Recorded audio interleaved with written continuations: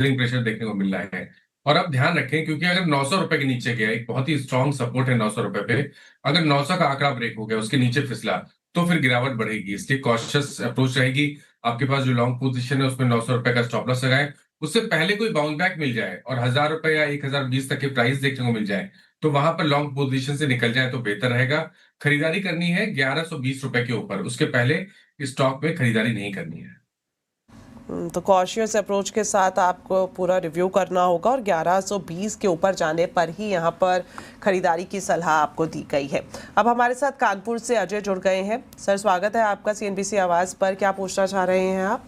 हाँ मैम, मैं ये पूछना था, भारत कोकिंग कोल मेरे पास 200 है, 42 रुपीज की परचेज है, इसका क्या करना है? मैंने रिसेंटली आईपीओ के बाद जो आया था, तो मैंने आईपीओ के बाद में लिया था, आईपीओ में अलॉट नहीं हुए थे तब के। 42 रुपीज की परचेज है। तो रिसेंटली इनकी बाइंग है आईपीओ के बाद और अभी थोड़ा नेगेटिव दिख रहा है। 3 रुपए से ज्यादा का प्रति शेयर इनको नुकसान हो रहा है। तो क्या राय रहेगी सर आपकी तरफ से? तो देखिए, मुश्किल है इस पे व्यू देना, डेटा काफी कम है। लेकिन जब हम शॉर्ट टर्म चार्ट देखते हैं तो एक चीज क्लियर दिखती है कि 33 रुपए पे एक सपोर्ट है। अगर स्टॉक 33 रुपए के नीचे फिसलेगा इस बार, तो गिरावट बढ़ेगी। इसलिए अपनी पोजीशन में 33 रुपए का स्टॉप लॉस जरूर से लगाएं। शॉर्ट टर्म के हिसाब से 40 रुपीज से लेकर 42 इस रेंज में रेजिस्टेंस दिखता है। अगर 42 रुपीज के ऊपर निकला तो आपको 6 रुपए की रैली और देखने को मिलेगी। उस केस में 48 तक के टारगेट्स पॉसिबल है। तो अभी के लिए आप पोजीशन को होल्ड कर सकते हैं, लेकिन ध्यान से 33 रुपए का स्टॉप लॉस जरूर से लगा लें। तो 33 रुपए के स्टॉप लॉस के साथ यहाँ पर होल्ड की सलाह आपको दी गई है। अब बढ़ते हैं आगे और एसएमएस के जरिए जो क्वेरीज हम तक पहुंची है उसको एड्रेस करने की कोशिश करते हैं मानस जी के जरिए। मानस जी, हमारे पास केरल से जोश की तरफ से ये एसएमएस आया है और गोकुल एक्सपोर्ट पर ये आपकी राय जानना चाह रहे हैं। 250 शेयर्स हैं और 850 के दाम पर इन्होंने खरीदे हैं। अभी इनको नुकसान है 150 रुपये के आसपास का। तो क्या आपको लग रहा है कि इसमें रिवर्सल आने की उम्मीद है? क्योंकि इनका जो नज़रिया है हालांकि 1 से 1.5 साल तक का देख रहे हैं। तो देखिए, अभी तो कोई ऐसे साइन दिख नहीं रहे हैं जिससे स्टॉक में कॉन्फिडेंस आए। लेकिन एक चीज दिखती है कि 550 रुपए पे एक बेस बनाने की कोशिश हो रही है। तो अगर आप इतना बड़ा स्टॉप लॉस लगा सकते हैं, 550 का स्टॉप लॉस लगा सकते हैं, तो पोजीशन को होल्ड करें। अगर 800 रुपए 805 रुपए के ऊपर निकलेगा, तो फिर रैली में 1000 से 1050 तक के प्राइस देखने को मिल सकते हैं। तो फिलहाल 550 के स्टॉप लॉस के साथ आप इसको मॉनिटर कर सकते हैं। चलिए, वक्त यहाँ पर खत्म हो रहा है। मानस जी, थैंक यू सो मच, आपने वक्त निकाला हमारे स्पेशल शो के लिए। जाने से पहले कुछ डिस्क्लेमर आप देना चाहेंगे? तो देखिए, जिन स्टॉक्स के बारे में बात हुई, किसी भी स्टॉक में मेरा पर्सनल पोजीशन नहीं है, बट इनमें से कुछ स्टॉक्स ऐसे हैं जो हम लोग अपने क्लाइंट्स को रिकमेंड करते रहते हैं, तो उनके पास उन स्टॉक से पोजीशन हो सकती है। ऑल राइट, चलिए यहीं पर ही आप इजाज़त लेते हैं। हमारे दर्शकों का भी बहुत बहुत शुक्रिया। इसी तरह से आप अपने सवाल हमें भेजते रहें और हमेशा की तरह कोशिश यही रहती है कि जो गेस्ट और एक्सपर्ट हमारे साथ शो में जुड़ते हैं वो आपको एक सटीक और सही सलाह दे। दीजिए इजाज़त, नमस्कार।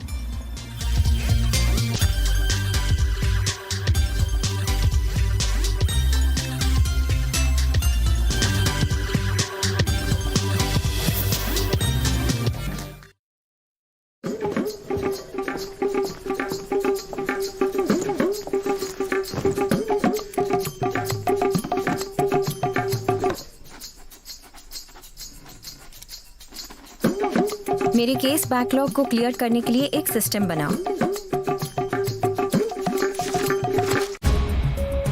20 साल से सीएनबीसी आवाज भारत की फाइनेंशियल मार्केट की पल पल की हलचल पर नजर बनाए हुए है, वो भी रियल टाइम में। मार्केट्स, कारोबार और निवेश से जुड़े सभी पहलुओं की जानकारी लाता है। हमारी एक्सपर्ट राय आपको सही फैसला लेने में हेल्प करती है। यहाँ है भारत की फाइनेंशियल मार्केट्स की सबसे भरोसेमंद आवाज। हमसे जुड़िए हर दिन लाइव। नुवामा प्रेजेंट सीएनबीसी आवाज मार्केट सेंटर, जहां वेल्थ क्रिएशन की होती है शुरुआत, सही करने की सोच के साथ।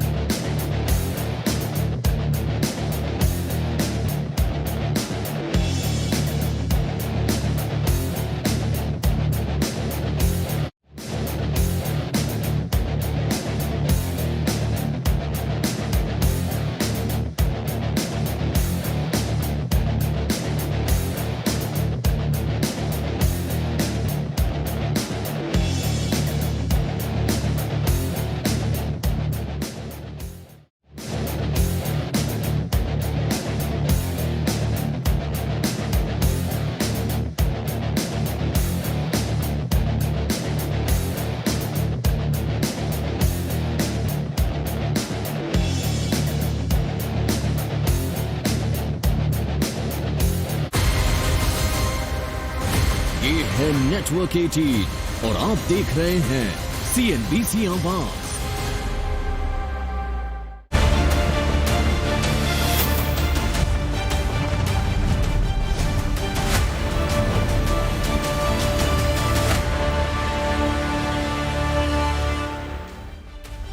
परीक्षा देने जाते हैं, पेपर लीक हो जाता है। परीक्षा दे देते हैं तो पेपर गुम हो जाता है।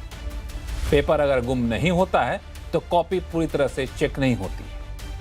ये कहानी है उन लाखों छात्रों की जो अपनी आंखों में सपने संजोए रहते हैं, दिन रात मेहनत करते हैं ताकि परीक्षा पास करके अपने सपने को हकीकत में बदल सके। लेकिन ये सपना तब टूट जाता है जब हकीकत पता चलता है। मकसद था पूरी परीक्षा व्यवस्था को फुल प्रूफ बनाने का।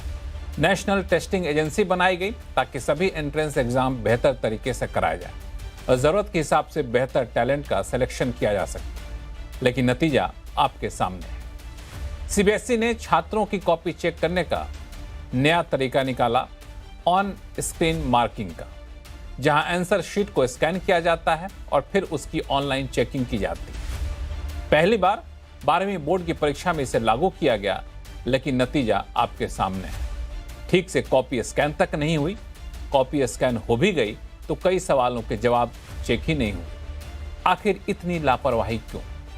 बच्चों के भविष्य के साथ इतना खिलवाड़ क्यों? आज आवाज अड्डा में करेंगे इसी पर खास चर्चा।